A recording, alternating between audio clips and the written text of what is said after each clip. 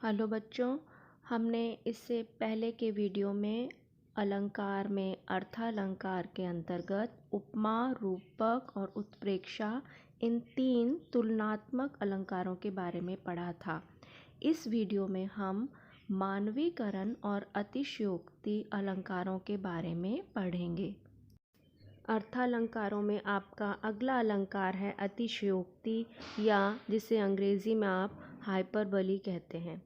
अतिशयोक्ति जो शब्द है वो अतिशय प्लस उक्ति से मिलकर के बना है। अतिशय का मतलब होता है बहुत ज़्यादा और उक्ति का मतलब होता है कही गई बात या कोई कथन। तो ऐसी उक्ति या कथन या बात जिसे बहुत बढ़ा चढ़ाकर कहा जाए, वहाँ अतिशयोक्ति अलंकार होता है। और अगर हम इसे परिभाषित करना चाहें तो हम कह सकते हैं exaggerate something or someone to evoke a strong feeling or to create a strong impression। यानी जहाँ लोक सीमा को भंग कर किसी बात को अत्यधिक बढ़ा चढ़ाकर कहा जाए। अब लोक सीमा को भंग करने से क्या मतलब है? लोक मतलब संसार।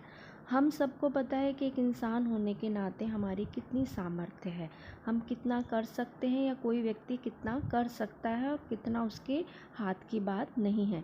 लेकिन जब कवि या लेखक लिखते हैं और किसी व्यक्ति की तुलना, किसी व्यक्ति की प्रशंसा इस हद तक कर देते हैं कि वो हमें संसार से परे का लगता है, ऐसा लगता है तो दूसरे लोग की बात हो रही है, तो फिर वहाँ पर अतिशयोक्ति अलंकार होता है। जैसे अक्सर हम जब कभी इरिटेट हो जाते हैं तो हम अक्सर बोल देते हैं I have told you 1,000,000 times, मैं तुम्हें 10 लाख बार बोल चुका हूँ। लेकिन वास्तविकता में हमने उस बात को कोई 5-6 बार या मैक्सिमम 10 बार उसको बोला होगा। तो यहाँ पर हमने 10 लाख बार बोलने की बात कह करके इस उक्ति को बढ़ा चढ़ा दिया, इसलिए यहाँ पर अतिशयोक्ति अलंकार है। अब जैसे एक गज़ल का उदाहरण है, चांदी जैसा रंग है तेरा, सोने जैसे बाल, एक तू ही धनवान है गोरी, बाकी सब कंगाल। अब वास्तविकता में ऐसी कोई लड़की जिसके सोने जैसे बाल हों और चांदी जैसा रंग हो तो एक बार तो देखकर डर ही जाएगा व्यक्ति। या फिर वास्तव में ऐसी लड़की हो और मिल जाए तो फिर सोने और चांदी का भाव हम सबको मालूम है। तो उसने, कवि ने इतनी प्रशंसा की है उसकी कि वो लोक सीमा से परे लग रहा है। मतलब उसकी सुंदरता का वर्णन बहुत बढ़ा चढ़ा करके किया गया है, तो इसलिए यहाँ पर अतिशयोक्ति अलंकार है। अन्य उदाहरणों में जैसे हनुमान की पूँछ में लग न पाई आग, लंका सगरी जल गई, गए निशाचर भाग। यानी जब रावण ने हनुमान जी को बंदी बना लिया था तो वहाँ पर उनके प्रताप का इतना ज़्यादा वर्णन किया गया कि उनकी पूँछ में आग भी नहीं लगी, उससे पहले ही लंका जो है उनके प्रताप से जल गई। तो यहाँ पर जो हनुमान जी का वर्णन है वो बहुत ज़्यादा बढ़ा चढ़ा कर किया गया है। आगे उदाहरण में देख लो साकेत नगरी है यही, स्वर्ग से मिलने गगन में जा रही। मतलब वो एक ऊंची बिल्डिंग है, नगर है, उसमें ऊंची ऊंची भवन है, तो वो नगरी ऐसा कवि ने वर्णन किया जैसे कि वो आकाश को छूने जा रही है। अब हम बुर्ज खलीफा को देखते हैं तो लगता तो ये है कि ये कितनी ऊंची बिल्डिंग है और उसकी हम प्रशंसा करें कि ये जैसे आसमान को छू रहा है, तो वास्तविकता में वो आसमान को तो नहीं छू सकती और ना ही वो छू रही है। तो इस तरह का वर्णन अतिशयोक्ति अलंकारों के अंतर्गत आता है। आपका अगला अलंकार है मानवीकरण, जिसे अंग्रेजी में पर्सोनिफिकेशन कहते हैं। और अगर हम पर्सोनिफिकेशन या मानवीकरण अलंकार को परिभाषित करना चाहें तो अंग्रेज़ी में हम कह सकते हैं कि in this figure of speech lifeless objects and abstract ideas are thought of as persons having life।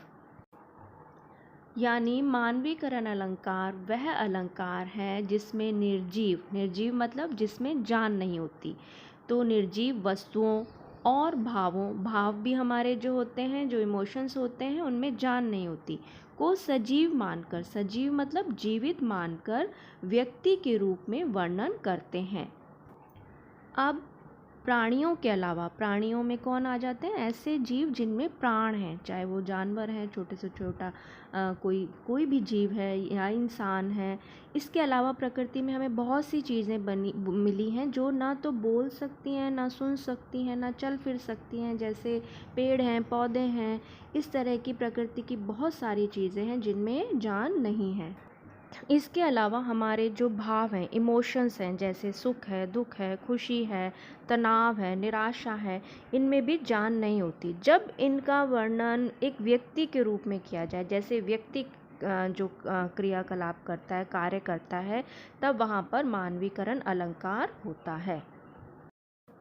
जैसे उदाहरण है, opportunity knocks at the door but once. अब अपॉर्चुनिटी क्या है? अवसर या मौका। तो वो आपके जीवन में एक बार ही दस्तक देती है, यानी आपके जीवन में एक बार ही वो मौका आपको मिलता है। तो अवसर जो है वो एक भाव है, और दरवाज़ा खटखटाने का काम एक इंसानी क्रियाकलाप की तरह है।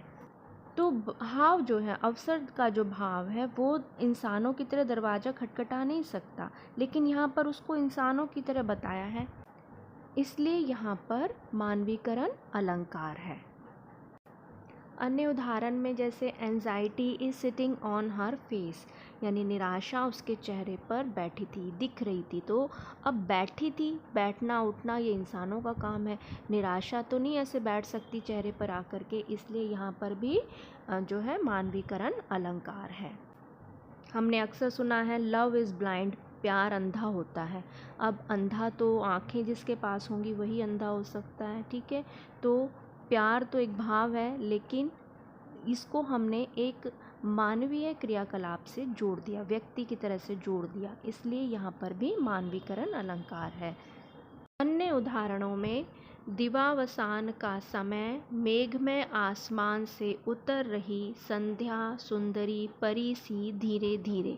अब इन पंक्तियों में दिवावसान का मतलब, दिव मतलब दिन और अवसान का मतलब होता है छुपना।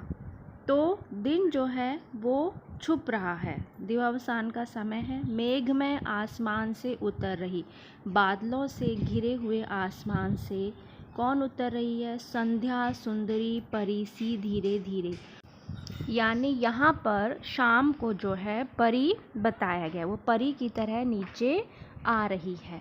तो मानव से तुलना की गई, और शाम जो है प्रकृति का एक प्रक्रिया है प्रकृति की, जिसकी तुलना जिसको उन्होंने एक परी जैसा बता दिया, इसलिए यहाँ पर मानवीकरण अलंकार है। अगले उदाहरण में मेघ आए बड़े बन ठन के संवर के। अब मेघ मतलब बादल, और बन ठन के संवर के आ रहे हैं, जैसे हम कहीं तैयार होकर के जाते हैं इंसानों की तरह। तो यहाँ पर भी मेघों का क्या किया गया है? मानवीकरण। फिर नेक्स्ट उदाहरण में बोली अकुलाई लता ओट हो किवाड़ की। लता मतलब बेल, और वो जैसे दरवाजे की ओट में होकर के स्त्रियां बात करती हैं, ऐसे जैसे वो बोल रही हो।